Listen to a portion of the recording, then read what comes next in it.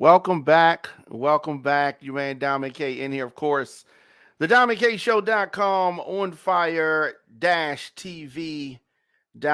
A lot of things that we need to get into, a lot of things that we have to talk about. I'm going to be joined by some guests tonight and looking forward to tonight's show.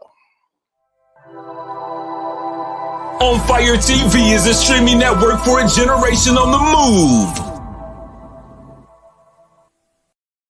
We are back. You man Dominic K in here. So many things to discuss, to talk about. Happy Monday to everybody, by the way. Of course, your man Dominic K in here, the DominiCShow.com, on fire TV.com. Maryland's governor's race is heating up, should be heating up. A lot of folks still undecided as to who they are voting for. A lot of folks still undecided. Now, at this point in time, at this point in the race, I would be hoping that if I'm a candidate or if I'm a consultant for a candidate, I would hope that more folks had made a decision about who they were voting for. But you know, primaries are always a time where everybody doesn't participate, right? So you have that to deal with. You have the fact that it is the primaries. And a lot of the candidates have not, ignited the support, the groundswell of support from the constituents. Obviously, inflation is something that many people are concerned about. This election, what is it about? It's about so much. So we're going to talk about some of these candidates. We're going to talk about where Maryland as a state needs to go. What type of candidate do we need? Who do we need in Annapolis to help get this thing together? Because it is a mess. It is a mess. A lot of things going on in and around Baltimore. Ravens quarterback Lamar Jackson has reported to the mandatory mini camp. I'm happy about that. I'm in fear that we're going to lose Lamar Jackson. Let me just put that out there. But he has returned to the team's facility today, one day ahead of the mandatory, what they call the mini camp. Cornerback Marlon Humphrey posted a video to his IG story where he said, "Y'all won't believe who I'm with," before showing Lamar Jackson beside him. Jackson did not attend the voluntary portion of the organized team activities over the last 3 weeks. So some people may have been surprised to see Lamar. Baltimore could use the franchise tag on Lamar Jackson in 2023 if a deal is not reached. And that part concerns me. So also in Baltimore news, City Council President Nick Mosby filed an appeal to the Ethics Board violation ruling. So that was not a surprise. Online court documents show that the Baltimore City Council president filed this appeal, and the City Ethics Board ruled back in May that Nick Mosby violated ethics rules in connection with a legal defense fund that was set up for him and his wife, Baltimore City State's Attorney Marilyn Mosby. The city council president said in May that he would return money received from the fund and provide a list of donors. The charges are not criminal in nature, so Nick Mosby faces no criminal charges. Marilyn Mosby does face a federal perjury trial this fall in September. And of course, the conservative media has been attacking Marilyn Mosby and just it has been relentless, right? It is to the point, the phrase that is often thrown around by Donald Trump is witch hunt. and it's thrown. He throws it around, and it's never applicable to him. But to Marilyn Mosby, it has been nothing but a witch hunt. They have done nothing but have this witch hunt against Marilyn Mosby. And for what? Because they don't like some of the things that she did in relationship to charging the police. That's what this comes from. During the the Freddie Gray stuff. That's what this is all about. That's where the animosity stems from, and it just moved on from there. Also, a man charged in the Maryland deputies shooting death. A 20-year-old man was arrested and charged today in the fatal shooting of a sheriff's deputy who was trying to arrest him on multiple felony warrants. Authorities on Maryland's Eastern Shore announced. So the Wacomico County deputy, first class Glenn Hillard, and another deputy went to an apartment complex in the Pittsville on Sunday evening to arrest Austin Davidson of Maryland. But initially, they did not see anyone who matched the description, and they left. Sheriff Mike Lewis said at the news conference that when Hillard returned to the complex parking lot about 10 minutes later, he spotted a man leaving a stairwell who matched Davidson's description to a T, down to the backpack he was carrying with caution tape on it. When Hillard drove closer, the man ran off, and the deputy chased him around the back of the complex. Hillard gained on him quickly, announced that he would use his stun gun. He deployed it, but it was not effective. As Davidson approached the woods, he turned and fired multiple shots, striking Hillard at least once. Shooting was captured on the officer's body-worn camera. The deputy did not get a chance to get his gun out of his holster. According to the reports, it's a sad situation. Just a sad thing there. Davidson, who was wanted on 4 outstanding arrest warrants, was charged today with first and second degree murder, first and second degree assault, and other offenses in the officer's death. He was being held without bond and waived an attorney at his initial appearance. What is he thinking? Is he going to represent himself? Please don't spare us the foolishness, but definitely we mourn the murder of this officer. So, of course, onfire-tv.com, the DiamondKShow.com. We're going to take a quick break, and I see my guests are here, and I am excited to dive in this discussion on the primary, which is super important. I don't want folks to just think that the general election is the only time that we need people to vote, because it is not the only time. We need folks to vote in the primary as well. And I am looking forward to having a discussion with Angie Winder, community leader and media personality, as well as TJ Smith, who has worn many hats, but he is definitely a qualified media guru, media personality as well, amongst many things. So we're going to talk to my good friends about the election, and we're going to do that really quick right after this. Visit OnFireTV.com for live top stories, breaking news, and original shows. Welcome back. I am joined today by TJ Smith. How's it going, sir? Hey, man. Good afternoon. Good evening to you. Good to talk evening. to you again. Absolutely. And Angie Winder, how are you doing? I'm doing wonderful. Good evening. All right. So, the election is around the corner. And Miss so, Angie. Yeah. Angie, you have been working with regards to the election in a way that me and TJ are not right now. How excited are you about the primaries? I can't wait till July 20th when it's over. the day after. I'm excited, just getting out there to excite others, to inform others when the election is.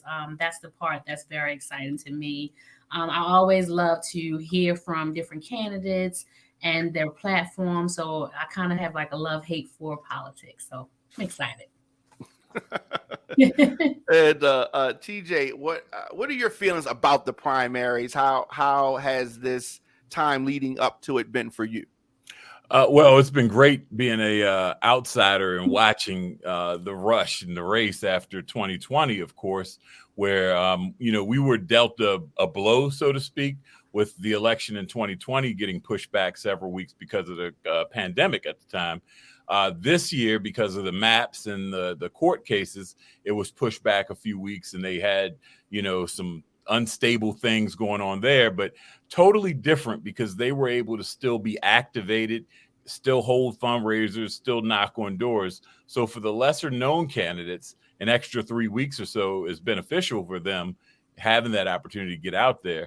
But back in 2020, when everything was shut down, the extra time didn't really benefit anyone, so to speak, I should say. So it's nice to be able to look at it on this side again, and that's where I plan to be for a while. All right. Well, one thing that I read into that is you didn't say I want to be there forever. You said I would be there for a while. So there's still a possibility that you could again become a public servant. I learned a little bit about politics, and that's never to close the door completely. So yeah. I got a little political speak in me where I got to leave a little crack just in case, Absolutely. Even though I might not be opening that door. No, I understand that. And then also to your point, pre-pandemic and post-pandemic, some things are not going back. So some things that have happened, good and bad, with regards to the pandemic and how folks vote, and some of that I think is going to be for the good, with regards to that. Early voting is something that I think that more people are going to be participating in, because they want to, I guess, limit the amount of contact that they have with folks and things like that. I'm sorry to interrupt, but ironically, no problem. Early voting, I've seen early voting more crowded than voting day. Because you think, I think in a city there may be 8 early voting locations, and so many people want to early vote.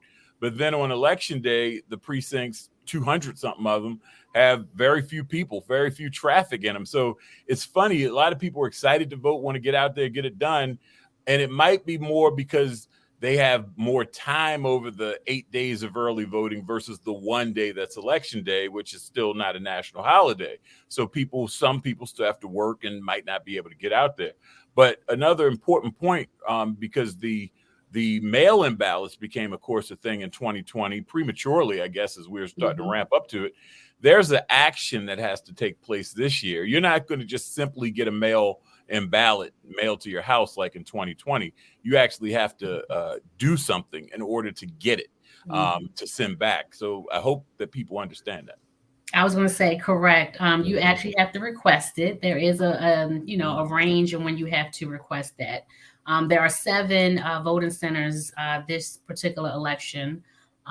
So we kind of lost one, but also one of the issues is that trying to just man those precinct sites. There's just a call just recently from the Board of Election asking for, election judges. So there's a shortage there. It's going to be very interesting to see if they can man all of the existing ones or how that's going to go about. But we definitely lost one voting center. The mail-in ballots is a thing, but as TJ said, you have to do something. So I hope people are understanding that. And that's one of the roles I do, even on Central Committee, making sure people know where to go, how to request it, which the deadlines and, the requirements. Yeah. And I think that is good. I do think that they need to take some steps it shouldn't just come to it, because we're gonna. Right. I was in a few areas that's already done their primary voting, like in Georgia and like in Texas, where it wasn't, because we live in a Democratic area, right? So our election sites are a little bit different, depending on where we are. But obviously, we're talking about Maryland, and I mean, voter fraud is not something that we've really experienced here, to my knowledge. Any of you have y'all seen evidence of voter fraud here? When it occurs, it's so minimal, it doesn't really have an impact on the outcome of the election. As you can see from the January 6th hearings, that you had a team trying to manipulate the system, and they still failed. And they were doing it out loud and in public, and it still failed. So the small amount that occurs. Now, I will say that I personally don't agree with just sending every single registered voter a ballot, because I'm sure if we did an audit, we will find some 28, 36-year-old who's never, ever voted before that voted in 2020 somehow or another. And the 5 people that have been registered to vote at that particular house on whatever street, and 1 person consistently votes and none of the others have, all 5 probably miraculously voted in 2020. Now, I'm not making any allegations. I'm just saying, I just don't think that that's a proper way. If you want to vote, it's a very easy process to do it. And it's been simplified between the mail-in, where you actually have to do some action, the early voting, and election day. You can get it done if you actually want to do it. If you really want to. Letters have gone out to say, hey, if you want to do mail-in. So there's instructions that went out to everyone. Right. And then you can either say, hey, you can vote on this particular day, or you can request a ballot. So I'm just hoping that people are, opening that up and reading it, all the instructions and requirements there. I hope so too. But as far as registering to vote, I guess the deadline to register to vote is June 28th. Mm-hmm. June 28th. I believe so. For the primary, and October 18th for the general. So, just to play devil's advocate, you have some folks that say you should make it as easy as possible to vote, right?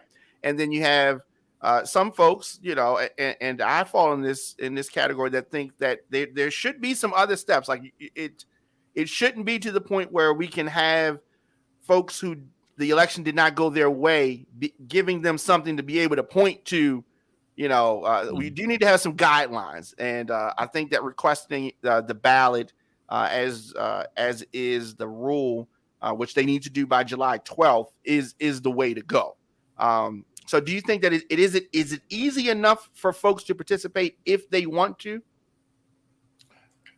I think so. I mean, I think that maybe there needs to be a little bit more public outreach, because I think that the mail-in ballot form came back in January. So I couldn't, mine might be on my table here, but I couldn't tell you where it is because it came so long ago, and this was before the election got moved. So there probably could be a more concerted effort to do some targeted messaging, whether it be through mainstream media or social media, to ensure people understand how different this technically is versus 2020. Yeah. Correct. I think outreach is very important. I think what you're doing, Don McKay, is important as well. I think one time on one of the shows I had, I talked about how I put a whole spreadsheet together, like to know the candidates, to know the candidates, to know that right now we have our official sample ballots online. Everything is actually online. I mean, everything is there. So it's just a matter of, like you just said, doing that extra push and that outreach. Right. And that is so important. So we're talking about, and I think that is a great segue to talk about the governor's race. And, there are other offices that I want us to talk about at a later date. I do think that the governor's office is such a vital role in the state that I wanted to start there. I have been very critical of Governor Hogan during the time that we have been forced to endure his leadership. I think that whoever is in Annapolis should not have an adversarial relationship with the mayors of the cities and the states. Now, because I have this feeling, maybe I was thinking, maybe I'm being biased. Am I wrong to feel that he's had an adversarial relationship specifically with Baltimore, or am I reading this wrong? Start with you, Angie. Are you talking about Governor Hogan? Governor Hogan. Do you think the relationship has been adversarial, or has it? Am I reading it wrong? I would say, and I hope my video is fine. Remember, I always have a problem. But I would say that, and I won't even just say with Governor Hogan. With any governor that comes in, they have to have a partnership, and I have not seen that for whatever reason. But that partnership has to be within, everyone has to work together. The mayor's office, the governor, the state's attorney, the police department. And that's what we have. I have not been seeing it, or you'll kind of see some bump in the heads. And that's important for us to move forward. If not, it will take 4 years for us to get somewhere, and then there's another term, and there was another governor. So and I'm hoping that we can start it fresh and new. TJ, what do you feel as though what do you feel has been the relationship between Annapolis and, say, Baltimore City's mayor? I mostly disagree with you. Okay. I think that because he expressed his anger at the violence that's been occurring in this city at record pace, people mad at him because he's a white Republican. And we all should be collectively frustrated. I mean, it's factual that there's now a state's attorney under indictment. It's factual that a mayor had to resign during his tenure. And in the backdrop of all of this going on, Black men have been the largest group of people murdered in the city of Baltimore. And you have someone expressing that frustration. And at multiple turns, we were seeing layers of now proven corruption and allegations of corruption, wherever it comes from. And in my opinion, I think one of the areas that people have been most angry about, and don't get me wrong, I've had the occasion to speak to Governor Hogan and speak to his team, said, some of the way that Baltimore is described or talked about, it's like we're another island somewhere, not in the state of Maryland. However, if you really think about it, and you can go back and look at the sound bites, you can go back and see when chaos takes place in this city, which is more frequently than any of us want, the strongest voice happens to be Hogan. I think Congressman Mfume has run up to be a very close second of late. He doesn't get the press that Hogan gets because he's a Black Democrat, in my opinion. So I don't know that I think sometimes the frustration is misplaced. And really quickly, I know we're going to get into the governor's race soon, but if you look at the polls, the consistent polling that's been done, whether it's been through Gonzalez, whether it's been through Goucher or UB, whatever, UB, Hogan's approval rating among Democrats has remained relatively high and stable. And my personal opinion is that it relates because so many other people share his frustration, and that's where they're getting it from. So, it's often talked about that he has a very high approval rating. And you seem to link that to what exactly? The crime. I think because he seems to be the only one that seems to be outwardly honest and call it out when it occurs. And, I think that there's a vocal minority who runs social media, and people think that that's real life. That's not real life. You watch them on election day and they're talking, whoa, how come so-and-so didn't get elected? Because this ain't real life. You think your tweets matter? No, that stuff isn't. Your tweets don't matter. Put it on y'all ain't voting. Y'all tweeting. And that's just the reality. If you think of these small number of groups or percentages that people are winning elections by, they're winning it because the election is spread out over so many candidates. And Yes. the majority of people actually believe a certain way, but they couldn't come to a consensus as to who their consensus candidate is. That's so I think the uber progressive movement is in danger. And I think we saw it in San Francisco, and you're going to start seeing it in other parts of the country, in Baltimore soon. Yeah, that is something that I'm concerned about. I mean, to me, when you look 10 at how candidates. well, yeah. When you look at how Hogan came into office, I think that we had the Democratic vote was split up. There were too many candidates. Some people I think shouldn't have been in the race, were in the race, took votes over here, and it really collided with timing and all these things. But it was the former lieutenant governor. I mean, in reality, that's the person that seems to always be the heir apparent. Right. Or can we say that the race wasn't run well?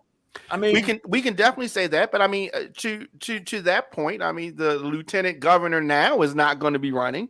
So it depends on who you have there, right. And sometimes folks put people in that position or want to partner with folks that are not going to outshine them or that may not have the political aspiration, having that, your second in command or your running mate. So, I mean, there are a lot of things there.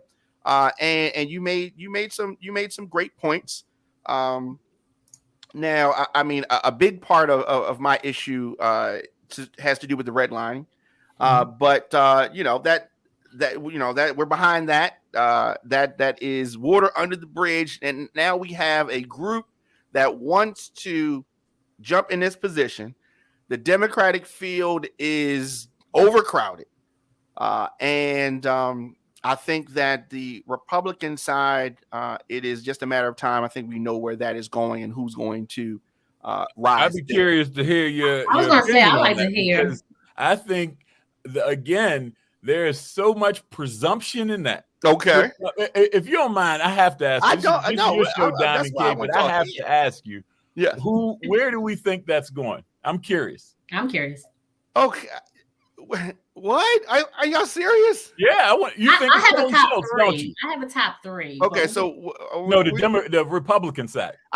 Let's start with the Republicans because I think that that's obviously it's the smallest field, and I think it's the easiest one to dissect. So we have Dan Cox, who is someone who Republicans themselves were nervous about, and this is the Trump pick. And so he is far to the right. And if for all the reasons why people, even Democrats like Larry Hogan, they're not going to support Dan Cox, my opinion. So we have some attorneys that are, one is disbarred. Kelly Schultz is the pick from Hogan, the Hogan endorsed. I think that she's the more mainstream Republican, if I could use that word. Kelly Schultz, I think, is the one who's going to be victorious in the Republican side. But what are your thoughts? I believe that it will probably be Schultz from the Republican side. What do you think about her? I have no thoughts on it. Okay, that's nice. I like that one. Well. I mean, the only thing I can say is that she's been endorsed by Hogan, and that plays a big part. It's only five, right? It's between Schultz and Cox. The other but three, she seems. Yeah, I was gonna say. Yeah, the other ones, the polling is not there. The money's not there. Yeah. Their campaigns they're not running the campaign that they would need to run to win. Yeah. And I think that she seems to be the most reasonable amongst their field. Hold on. You said the most reasonable. I mean, was the president. And okay. right now, let's just think about this. The most reasonable didn't win that election, certainly. And if you look at the latest polls that came out, Trump is the choice of the majority of Republicans right now to represent them in 2024. And if you look at Maryland polling in particular, 48% of Maryland Republicans select Trump over Hogan. 25% select Hogan. That shows Hogan's popularity among Republicans versus Trump. And then if you look at the same polling that I mentioned about Democrats and how steady it's been, Democrats have supported Hogan favorably in a favorability rating, not necessarily I'll vote for you again, but in a favorability rating at a higher clip than Republicans. My point in all this is we bet the Republicans know, and the Democrats better watch out for Dan Cox. Now, I don't think he'll win the general election. I want to make that clear. But I think that he has a very good chance of being the Republican nominee.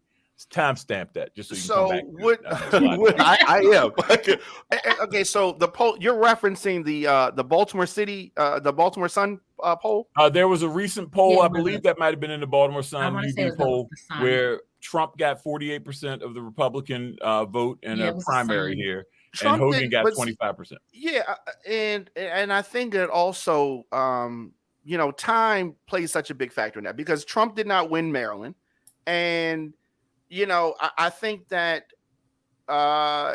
Democrats, are really hurting right now nationally. Biden is not the strongest candidate. This is not something we were scheduled to talk about, but I hope that Biden does not run. I think that one term of Trump, one term of Biden, and we need somebody new. That's wishful thinking, but I think that. Biden only wins versus Trump. Like all those things had to align. It had to be 2020. It had to be a pandemic, and it had to be Biden versus Trump. That's the only scenario. Perfect storm.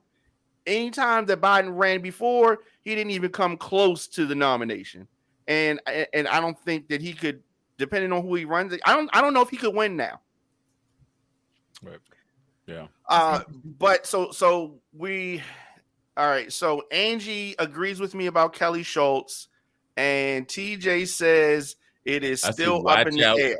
It is still up in the air. It has not been now. So let's say that let's July 20th we can do a damn you were right. Now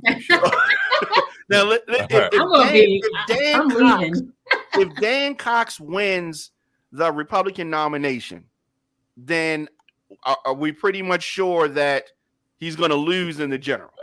100%. Because the traditional Republican that might not go out and vote in that general election is not voting for the dank. I mean, Trump is not like super popular in Maryland, even amongst Republicans. The Republicans are mainly moderate, but there's a big swath of them. And that's how primary elections work. I mean, that's how that's how their candidates get on because, half the people show up to vote in the primary. That's your whole point. And like Angie said, thank you for doing it because, you get to that general election booth and you're like, where's that common sense candidate? That ain't on the ballot no more because you ain't vote for. Right. So we need people to participate. And on the other side, so the other Republican candidates, we can go past them. This is really a two-person race on the Republican side. Now, on the Democratic side, I don't know why this happens. We got too many candidates. We have too many. That's the problem. Listen, 2020 we had 24 for mayor. Yeah, and here we are, governor is 10. It's too many. I'm sorry. and I there's not a proper reading of the tea leaves. I don't know whether or not supporters are gassing their heads up. I mean, because they know that the money, they know what their campaign budget is, and they know what's required to run a statewide race. And this is not just a Baltimore City race. This is a statewide race. And so we saw Baker pull out or suspend his campaign.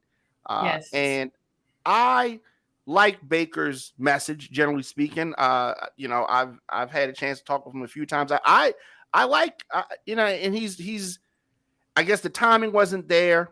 I am glad that he suspended his campaign at the point where he is, because I didn't think that there was a chance that he was going to win. Unfortunately, he stays on the ballot, which doesn't help if people don't vote.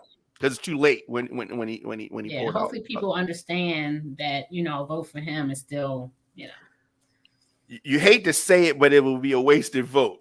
Yeah. Right? Is that almost like, when folks write in a candidate or do something like that, is that almost equivalent to them not voting? Well, I mean, I think people, you'll see when the election breakdown comes that you might have governor, 100,000 votes. Then you might have, congressperson. Well, that's not a good example, but another statewide office, controller, for instance, 80,000 votes. You might see drop offs. The same thing in Baltimore City. You might have 100,000 people who voted for governor and 75,000 that voted for state's attorney because they just weren't feeling any candidate. They couldn't bring themselves to vote for any other people. So it happens where people just leave, the line blank. Yeah, it does, and I think that is a great segue to mention Francho, who is I think the front runner, not because he has excited the base, but because he has name recognition, and I think it's primarily on he's a longtime politician, and I think that he's a name that people recognize. It's not that he's running the best campaign, but he is, in my opinion, ahead of the pack. What say you, TJ?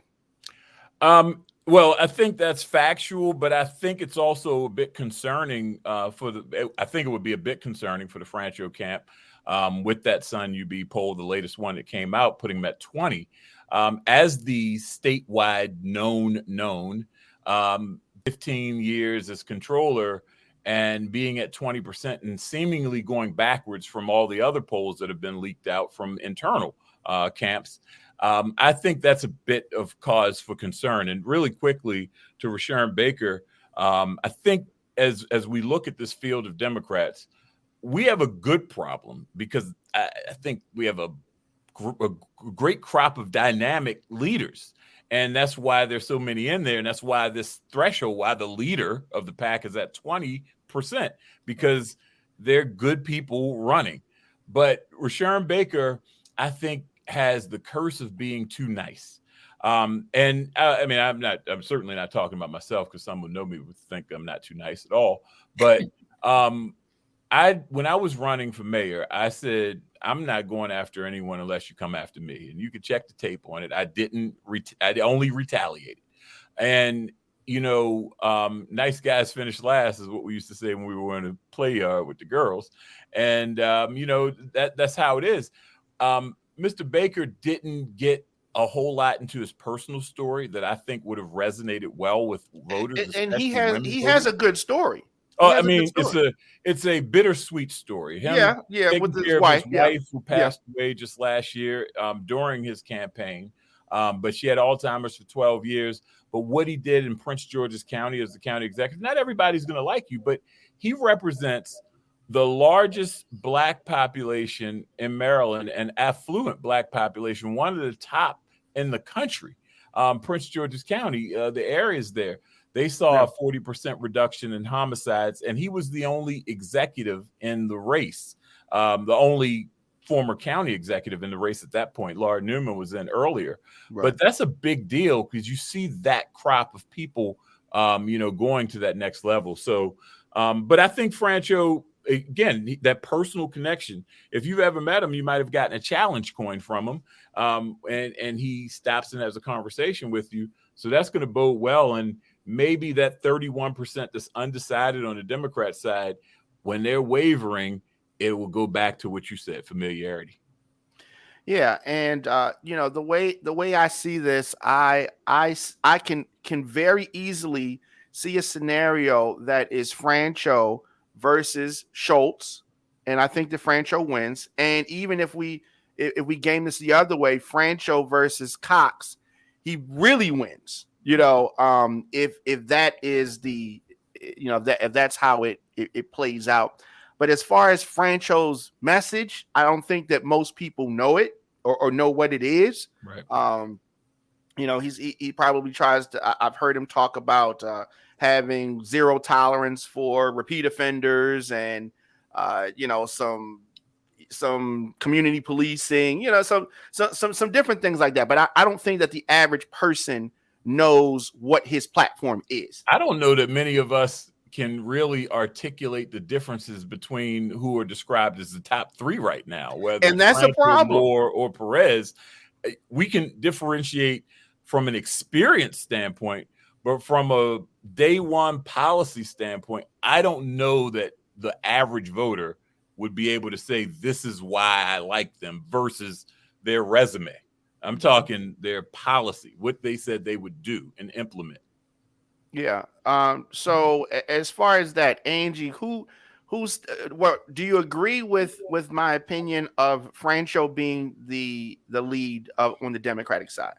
I'm really not sure, but that's probably where I'm leaning. The same concept that you just had. But I'm with TJ because, like you said, for him to have been comptroller so long, it's still not a large number for me to feel that confident that he will be the front runner. Even though a poll, in which we know how polls are, Sure. and also whatever the media may put in to try to sway us, I still don't think I don't see enough here in the city, particularly as far as with Francho. So I'm not really sure, but those numbers are very concerning to me. I don't know exactly who I'm supporting at this moment. That's bad, right? Neither do I. Neither do I. But what I will say, I've been impressed with Perez, Tom Perez, his issues or his things that he's been working on. I've been very particularly impressed with the Black agenda that he has on his website, as well as some other things of just his backgrounds. I know that he's just been endorsed by the Washington Post, which I don't look at all of that right now, but I'm looking at just his demeanor, his activity here in the city as far as just campaigning. Looking at some of the issues that he's, his history, should I say, his background. So I would say he will probably be the one that I am more impressed with right now. What TJ? What do you? TJ's ready. So TJ, what do you think? What do you think about Tom Perez? I happen to live and breathe this stuff every day behind the scenes, and I think we'll use a Preakness analogy. Coming around the stretch, whatever horse is in the lead in the polls, that's Francho. As the saying goes, winners focus on winning and losers focus on winners. Francho should not peek beside him or behind him. Hopefully he has his blinders on and keeps going forward, because if he looks behind him or beside him, he will see Perez and more closing in quick. The question becomes, is there enough track left for both of them to close the gap? Yeah. Again, as I said, if I were on Team Francho, behind the scenes, I would be a little concerned that we were in the low 20s and every poll, basically low to mid 20s, as the statewide elected official with two somewhat newcomers. The other thing to keep in mind is Baltimore City is not the big kid on the block. It's not the big prize. The population has gone down dramatically since the 90s and gone down dramatically over the last 4 years. Mm-hmm. So there was an article in Maryland Matters saying, is Baltimore County the new bellwether? But you look at a place where Perez is from, Montgomery County, 1.2 million residents, the largest voting block in the state of Maryland. That's his hometown. That's probably where he's spending an abundance amount of his time. And this could be one of those where Montgomery County goes is where the election goes from a state level. And of course, Peter Francho's from down that way as well. And now with Baker out, where does his support go? Right. Now, was he getting an abundance of Black support? Mm-hmm. And are there a big swath of Black voters that say we're ready for a Black governor? And does that transfer all to West more? That becomes, I think. Now that's a good concept. Correct. That's a good example that you had. I'm also going to say I've also been impressed with Shannon Sneed. That to me stands out as well. Just her work that she's done on the council, as well as the work she's done with Drew. Say it again. Perez. No, not Perez. The office she was just with. Don't worry about it. I'll get it coming back. But I was just been saying that I was impressed with that. The labor committee? No, Okay. we'll wait. Okay. So yeah, I've been impressed with that as well. But very good concept as far as the Montgomery County, because that's another large one, and PG County. So these are things to look at, because as you just stated, our population here is going down. However, all of them are focused on talking about the issues of Baltimore City. So yeah, I mean, but at the end of the day, I mean, I haven't seen. I don't know that I've seen a state poll on issues. Is the Baltimore City crime issue enough? I mean, that's what Sharon Baker focused on, and it kind of lost steam, because is someone in Montgomery County or Prince George's County, for that matter, really thinking, I wonder what happened in Baltimore today? No, and that's where you're talking almost 2 million plus people reside, versus this area, which is a bit smaller. So Baltimore County, of course, but I don't know. We'll see. It's going to be really interesting, because I mean, to your point, he's from that area. Those folks know him. Who, right? Francho or Press? I mean, they both are, but yeah. Well, yeah. So I mean, if you think that those folks know you, right? Take your pick. Even if you want to talk about Baker, they want to try to make some headway in Baltimore, where they're lesser known. And even though the population has decreased, Baltimore dominates the nationwide conversation, good or bad. Mostly, on the we need to improve side, but Baltimore dominates the conversation, and there's a reason for that. It's just a reason for that. Baltimore, good or bad, dominates the conversation. I love the pick of Shannon Snead, by the way. I was going to say regional director for U.S. Senator Chris Van Hollen. I couldn't get it out at first. Yeah, I love the pick of her. I had a conversation with Tom Perez, and I usually don't pull any punches. So I told him that I was more impressed with him than I thought I would be. And he said, well, was that an insult or a compliment? Like, and I just meant it that in his previous roles, he kind of had to juggle a lot of different things. He got the progressive side of the party versus the moderate side. And I thought that he was too wishy-washy to be able to really be impressive. But when when he didn't have those handcuffs on and listening to what he's been saying, I was impressed, and I was surprised, pleasantly surprised by him, and what Angie's saying, like with his platform, and I like his pick as well. But we've mentioned his name, but we haven't talked about Wes Moore, who is, I guess he's well known in his right. He's still a new face to politics, I suppose. TJ, are you impressed with Wes Moore? And you've mentioned him as being, where he placed that on that poll. What are your thoughts on the campaign that he's running, and how he's doing? I think he's running a solid campaign, and I think he has the finances to back that up, which at the end of the day, that's really what runs the elections, unfortunately. That was another thing we omitted about unfortunately, TJ. Unfortunately. Rashawn Baker was opted into public financing, which, again, you have the smallest amount of money, you're going to have the smallest amount of coverage. You look at that 31% that's undecided, and this is why I say Francho is running the race in the lead right now, and he could win and be victorious and get across that finish line. But another thing I think you said, Diamond K, you look at Francho, his name recognition is probably significantly higher than Wes Moore, and you say, well, Wes Moore still is not as known. Does he have the money to make himself known over the next few weeks? And again, I'm not trying to put paranoia in the Francho camp. You say to yourself, why is that 31% still undecided? They're waiting to see something, and who is going to be the person that's able to strike and get them? And I think all three of the quote front runners have the bank, to put mail in our mailboxes, put TV ads on, and we're going to get sick of them between now and July 19th. But that's the name of the game. Yeah. I think West, knowing him, having the opportunity to talk to him, I think that he has what it takes to build the right team around him should he be elected.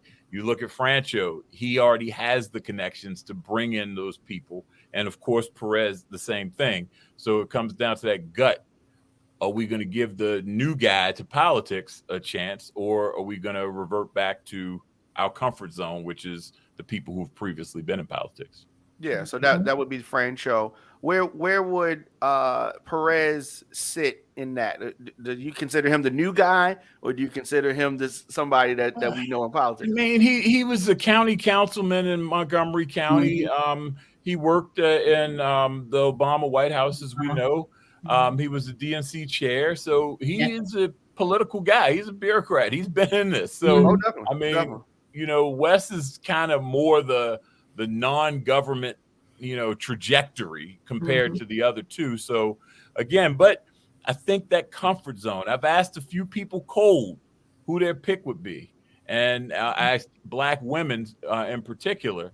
And right now, from my little anecdotes, Francho leads the pack, and it comes down to familiarity. So that is what bodes well, where it might be tough at the very end, but he might have enough at the very end to get that momentum he needs to get across the finish line first. Yeah, so take a look at this. Okay, so obviously Baker is not still in the mix. What about King? Does anybody have any thoughts on King? Smart guy, nice guy, but he has, he's not going to win. I mean, it's just, I think if you put, this is probably a really good exercise that if you put up in front of 200 people, how many people could name half of them. I like that. We should do that. Oh, I love that. I love that. It would be a challenge for a lot of people. I think it would be. I think it would be. Someone else who I think predicted that they would be doing better in this race is former prosecutor and state attorney Doug Gansler, Attorney General. I'm sorry. What kind of race do you think he's running? Is money the difference maker? What kind of race do you think he's running, TJ? Again, another one who has been, sharp on his message, but similar to Baker, people, voters are fickle, man. That, all right, you were hot in 2018 or 2014. Right. We moving on. We moved on to a new crop of people, and that's what happened. And I say voters are fickle people. I think it's more donors are fickle people. Like, all right, we gave you that money, we gave you a chance. Now we're moving on to the next best thing. So, I think Doug Gansler is in a tough position right now. Again, this is what you want for the Preakness race. This is these crop of highly intelligent people with fantastic resumes. I don't know that there's any one of the crew that you would be upset with if they won. I don't feel the venom in this race where the Democrats are so split of I hate that person. I don't feel like it's that. I think the people are like, I prefer, but if. And I think all the candidates have handled it that way. They haven't been mean to each other, which, I think we sitting at home with our popcorn want to see that. But I'm glad. I hated having to get nasty in our mayoral race, but I'm gonna protect myself. That's what the referee says at the beginning of the fight. I mean, swing at me, and I'm not going to swing back. Absolutely. But I just think that the state as a whole, we need somebody who is strong. We need to get some of these people that are in the race that don't have a chance. I mean, I had a chance to talk with John Barron. Super smart. Unbelievable. Like probably one of the top 10 smartest people I've ever had a conversation with, right? And where different people are in the probability of winning I think should play in. Like, are you doing this to win? Are you doing this for? Is this something to get your name out there? Like, what are you really doing this for? Well, let me just say this, and I think Angie probably could say the same as a former candidate herself, or a current candidate.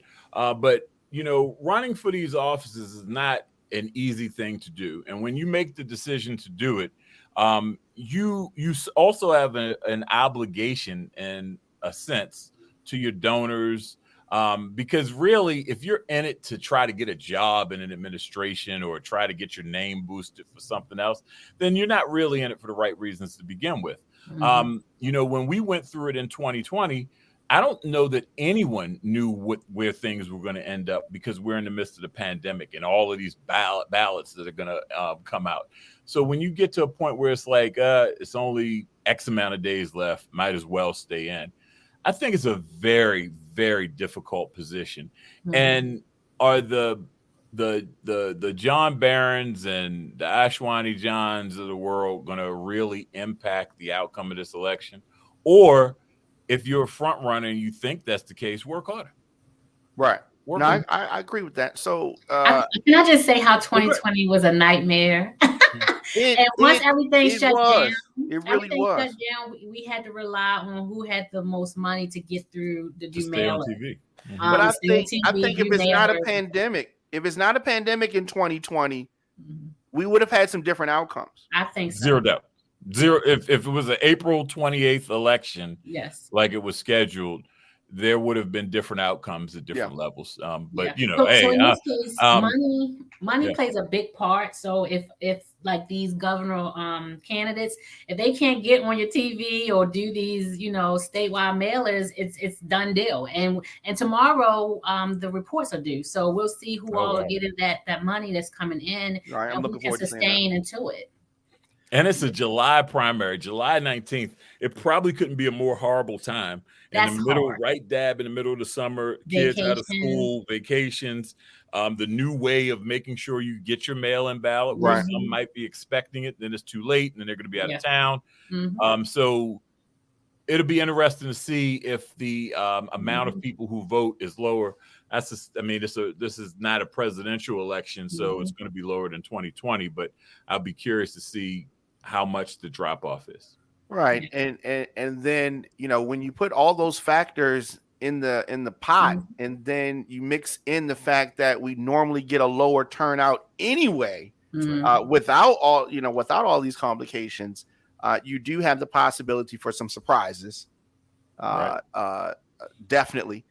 Some of these folks that we've mentioned them briefly, but some of these folks that are polling in the single digits, like 1 or 2 or 3%.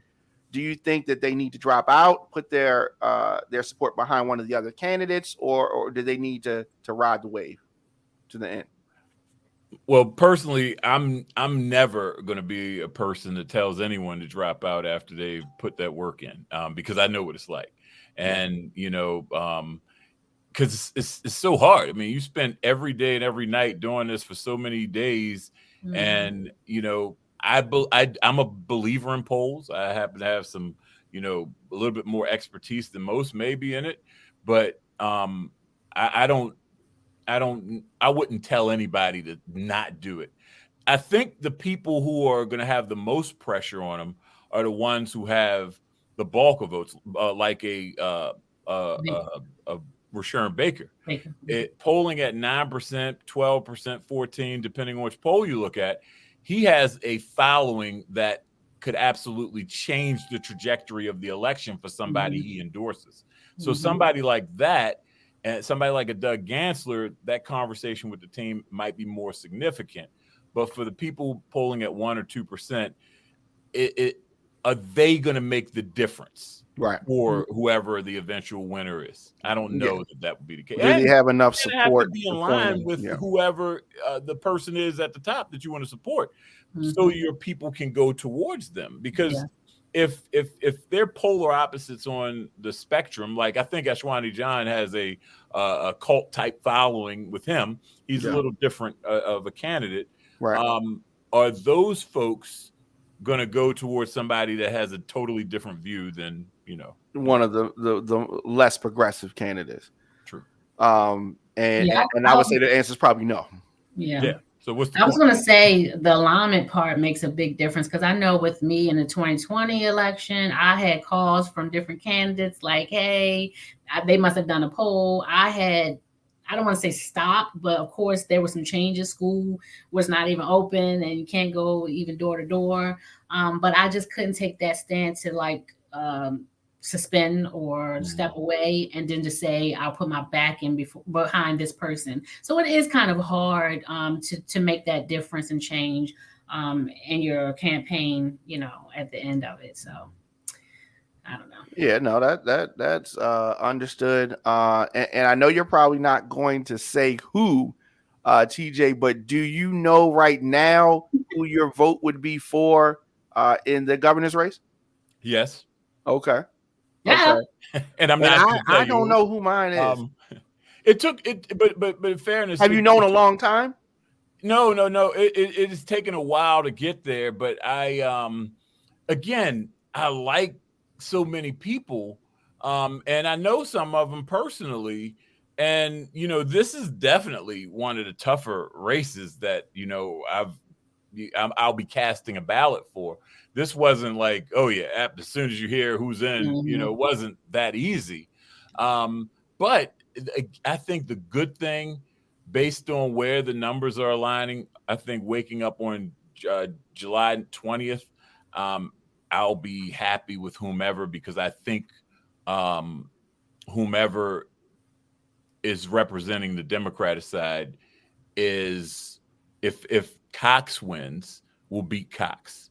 And if it's Schultz versus, I think Schultz is a tougher fight. Then that's going to be, it'll be interesting to hear. I haven't heard her, so it'll be interesting to hear her. And Democrats certainly shouldn't take anything for granted if Schultz is the victor, because if she tries to mimic some of what Hogan did to get elected, then that's exactly what I'm predicting. I'm predicting that my nightmare scenario is Westmore versus Schultz. He wins. I can't say that. I'm sorry. So that's not a nightmare scenario for you? I can't. That's a nightmare scenario for me. It's tough for a Republican to win in Maryland. A lot of stars have to align, right? Yes. And I don't know if Kelly Schultz has yet, while she might be trying to be groomed in the mold of Hogan, I don't know if she's going to break through in the mold of Hogan. And this is just what people said. I'm not suggesting it myself.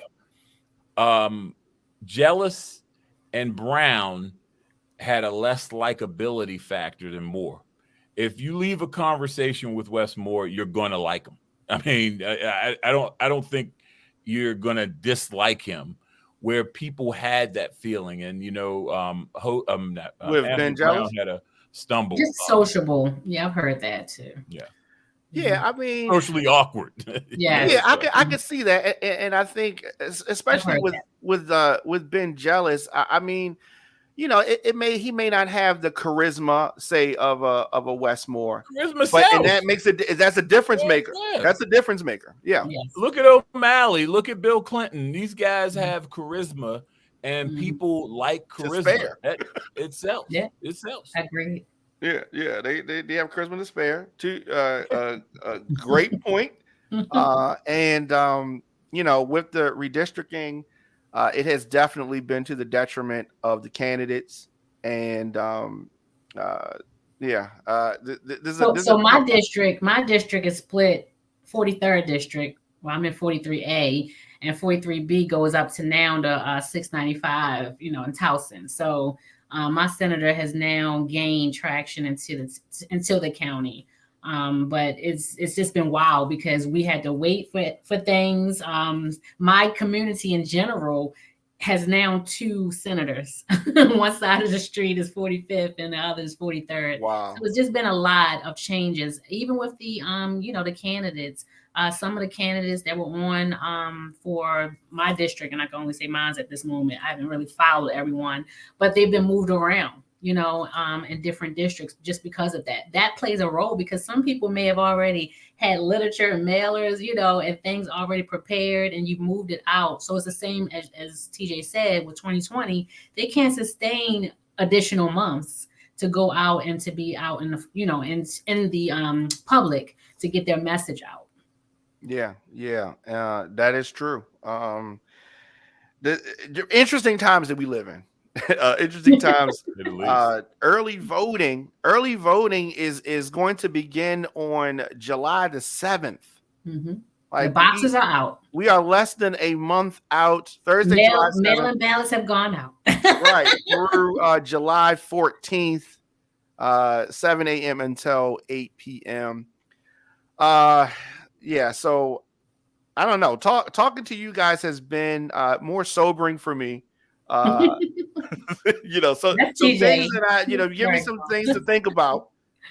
Definitely, and I want us to have some other conversations about a couple of these other offices. We need to controller. And let me just say this real quick, Diamond K, because I don't know if a lot of people are paying attention to this. And I'm just putting it out there. I'm not suggesting you vote one way or the other, but there's a possibility that the Board of Public Works that controls the purse strings of the state of Maryland could be represented by all Black men. That's all that happens to be running from a Black person standpoint. The current treasurer, who makes up 1/3 of the Board of Works, is a man by the name of Derek Davis, who was appointed recently after Nancy Kopp retired. The controller race is between Brooke Learman out of Baltimore and Tim Adams, who is the mayor of Bowie, and he's running. And then Barry Glassman, the Harford County executive, is running as a Republican. So whoever the winner of the Democratic side would face off against him. But the point is, should Tim Adams win, he fills the seat as controller. And should Wes Moore win, he would fill the seat as governor, and that would be 3 Black men in this case controlling the purse strings. If Perez won, that would be 3 minorities, and if Francho won, and Tim Adams and Derek Davis, 2/3 of the Board of Estimates would be run by minorities, by Black men. Just wanted to put that out there. Let me just say, Brooke Learman would be the first woman. and everyone's talking about history. Just kidding. I was speaking specifically on the Black issue because a lot's been made of it. With what we need in Black communities, and whether it's 2/3 or a sweep, the possibility exists that there could be a transition and the power dynamics through a lens of racial lens on the Board of Public Works. So the gender that's really good. I didn't even think about it like that, but the possibility there that is monumental. Yeah, and I would say monumental. I get what you're saying now, but the monumental, even with me seeing more women representation, is a lot there as well because we don't see it. Even on the city council, it's only 3 or 4. It's just not enough. So I think, like TJ said, waking up on the 20th, I think that we should be. We have good candidates out there. That's what I'll just say. We have some really great candidates out there, and I think we'll be okay. You got to be a little optimistic, but I think we'll be pretty good in good hands. So. And we definitely, Emerge is a great feeder system for Democrat women. And unfortunately, the field for the Democratic women for the governor's race was Laura Newman was the only one at one point before she left the race. But there just weren't any. And, that has to be cultivated. Yes, correct. Absolutely. I agree with that. And I've said it a couple of times. I'm gonna say it again. I really want us to connect again to talk about some of these other maybe races. We can bring comptroller on or talk about that race at least the next time. I think that's important because I think people don't even know the role of the comptroller, and how important it is. So I think that is great. Educational. And the state's attorney's race in the city of Baltimore that is popcorn worthy. Listen, I just had a candidate meet. That's why I want to go next. And they were there. Like they came. It was really good. So I don't know if you want to do that or just have a discussion. All four or three of the four? For which one? I'm sorry. State's attorney or you talking about? State's attorney. So I only had two. Oh, okay. Yeah. So you said four. Who's four? It's four candidates for state's attorney. Well, I'm sorry. I was talking about for the primary. So it's for the three. Right. Yeah. Sorry. Okay. Yeah. So I would like us to talk about that next week if possible. Can I get a verbal commitment? I'm gonna be out of town with my now 10-year-old on Wednesday evening of next week. Your twin. Definitely. We'll get back to me. Let me check. Okay, I'm trying to do the math. We'll work out exactly when, but sometime before the election might work out actually, and talk about it. Definitely. If we have to do a different day of time, just let me know. Yeah. It doesn't have to be. It doesn't have to be a Monday. It can be any time. Awesome. So we'll y'all let me know when. I know that both of you have had a chance to talk to some, if not all, of the candidates for Baltimore City State's attorney, and I've had a chance to talk with all but one, and so I would be definitely interested to hear your thoughts. And then, like Angie was saying about the comptroller, a lot of people I don't think know what falls under the purview of the Baltimore City State's attorney. Because I talked to some people cold. Or comptroller. Or comptroller. I talk to some people cold, and they'll say, they need to do this. I'm like, well, that's not their job. That's what are you talking about? Yeah, they don't know. And so I want us to talk a little bit about that, and then about candidates, the races that they're running, and the clerk of the court, the sheriff, so many sheriff, and some ballot initiatives. I want us to talk. So we'll talk behind the scenes about that. I'm sorry. Whatever day. Whatever day works for y'all. These are good. These are good for the people because people need to consume it. I was able to do a podcast with 3 of the 4 candidates for state's attorney. Yeah, I'm doing the same with the sheriff's candidates as well. Those who reply, it's only 2 of them. So we'll see. But these are important things because we can't complain for 4 years in between. We have the opportunity to make change now and stake your claim. Yes, because some people just want to sit on the sidelines and want to act like this is like a sports game. You just root for your team and you just sit and you just watch it on TV and you don't do anything to participate at all in the game, right? But this is not the same thing. You have a job, you have a role as a constituent, as a voter, as a citizen. You have a role to play in this. Right? We all do. I love it. This is why I say I love this. I love the politics of it.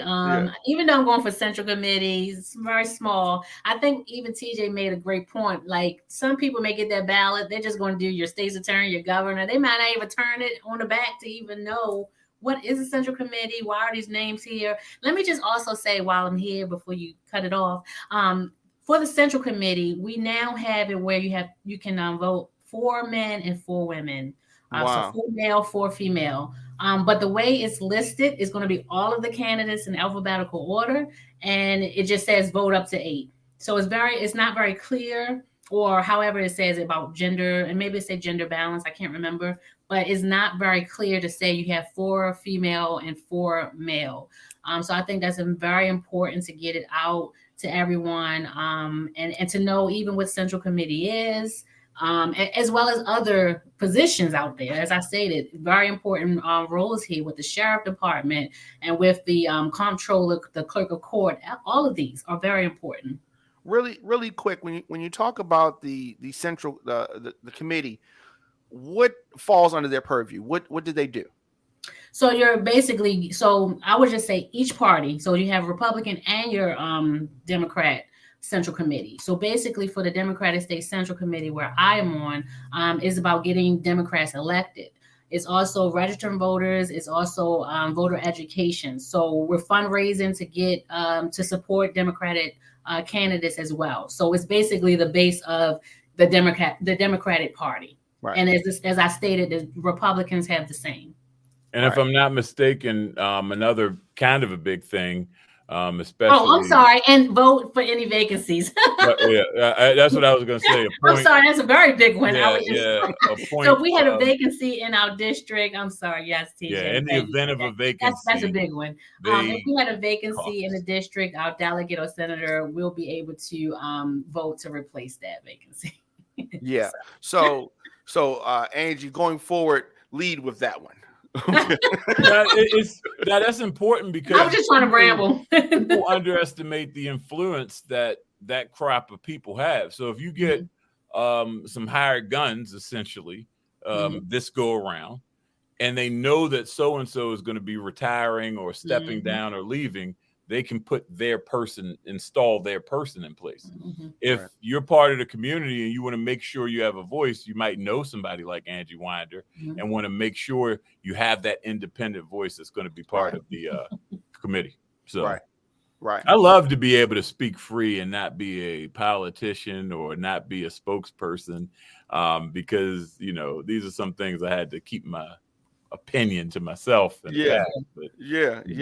Can I say how I love the same thing, just being very, I understand I am still elected there, and there's certain things I can't say, so we couldn't support Republican candidates, but I love the whole concept of just policy and candidacy, period.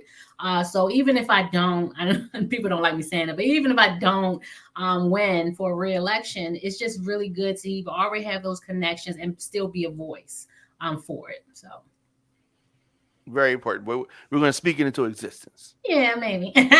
We'll see. How, Angie, can people stay in touch with you and support your campaign? Oh, good. Thank you.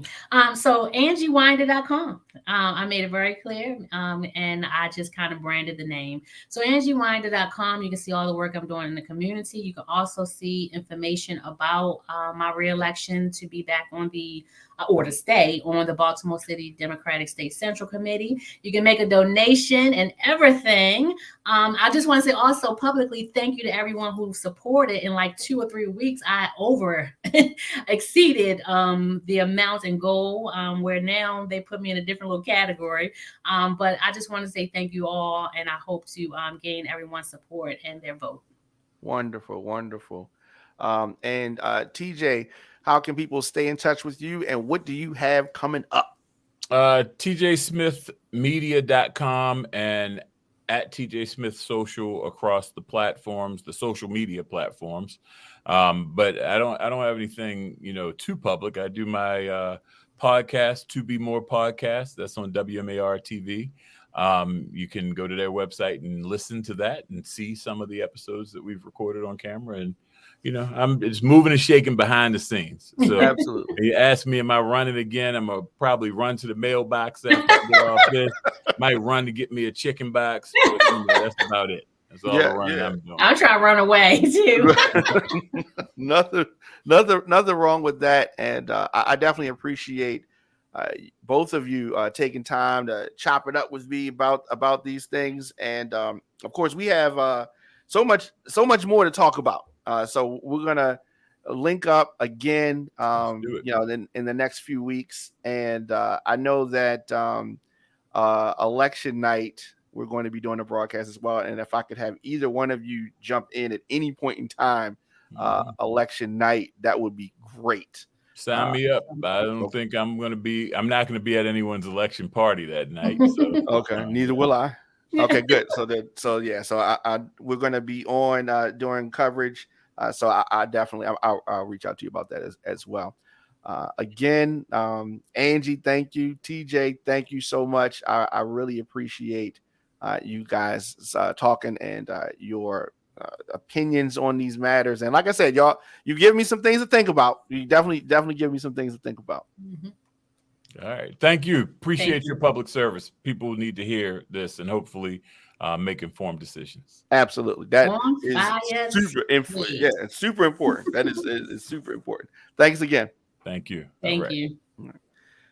All right. Before we get out of here, the Flywire and TFP Entertainment presents the 15th annual White Tie Affair, Baltimore's biggest and most celebrated event, returns Sunday, July the 24th from 5 to 10 p.m. at Hammerjacks, the outdoor venue, 1300 Russell Street in Baltimore. After a 2-year wait, the party of the year returns for another exceptional, fun, and elegant red carpet cocktail reception. Music by DJ Kibi, DJ Tons, and Super DJ Big L. Tickets on sale right now. Hammerjacks.com. Now, the attire, of course, it's a white party, so they want you to wear fly, sexy, all white outfits. The venue is outdoor, and there is a gravel courtyard. So there's a shoe suggestion for ladies, right? Don't come out there with these high heels on because it is a gravel courtyard. So sneakers, sandals, wedges, and flats, that's where you need to be. Wear heels at your own risk. As I said, tickets available right now. Hammerjacks.com. It is the infamous, famous all-white party brought to you by TFP and Flywire. I will be back here tomorrow, 6 p.m. For more of the Diamond K Show. I definitely want to thank Angie Winder and TJ Smith for stopping through to talk about the governor's race and the primary as a whole. And they're going to be back very soon. Anywhere you get your podcast, just search The Diamond K Show. Of course, thediamondkshow.com, onfire-tv.com, and at The Diamond K Show on all social media. I will see you guys tomorrow. On Fire TV is a streaming network for a generation on the move.